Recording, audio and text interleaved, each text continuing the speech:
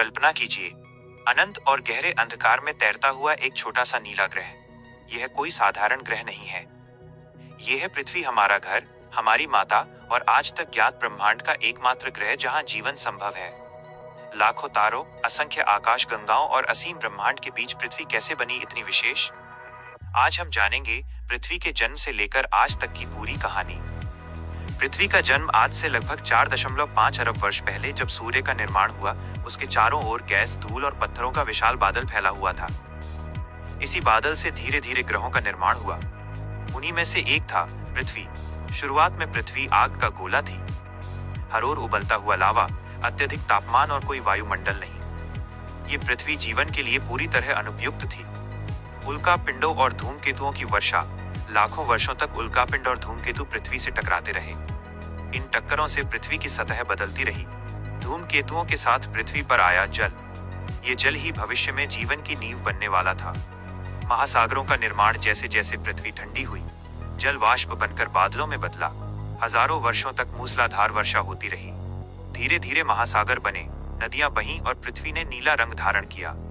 अब पृथ्वी जीवन के लिए तैयार हो रही थी।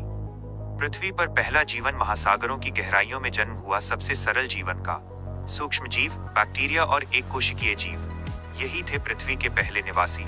इन जीवों ने ऑक्सीजन उत्पन्न की, जिससे वायुमंडल बदला और जीवन आगे बढ़ा। हरियाली और जीवन का विस्तार। समय के साथ पृथ्वी पर वनस्पतियां उगी, हरे भरे जंगल, नदियां, पहाड़ और विविध जीव जंतु। फिर आए मछलियां, कीट, सरीसृप और विशाल जीव। डायनासोर युग। एक समय ऐसा भी था जब पृथ्वी पर डायनासोरों का राज था। वे करोड़ों वर्षों तक पृथ्वी पर छाए रहे, लेकिन फिर आकाश से आया एक विशाल उल्कापिंड, जिसने डायनासोर युग का अंत कर दिया। मानव का उदय। डायनासोरों के विलुप्त होने के बाद पृथ्वी ने नया रूप लिया। लगभग 3 लाख वर्ष पहले पृथ्वी पर आए मानव। मानव ने आग का उपयोग सीखा, कृषि की शुरुआत की, सभ्यताएं बसाईं।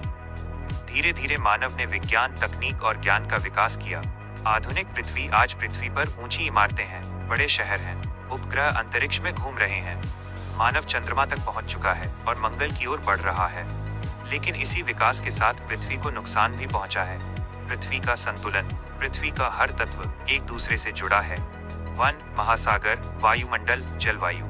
यदि एक भी संतुलन बिगड़ता है तो पूरी पृथ्वी प्रभावित होती है। खतरे की घंटी। आज पृथ्वी गंभीर संकट में है। ग्लोबल वार्मिंग, प्रदूषण, वनों की कटाई और जलवायु परिवर्तन पृथ्वी को धीरे धीरे बीमार बना रहे हैं। यदि मानव नहीं सुधरा तो पृथ्वी तो बचेगी, पर मानव नहीं।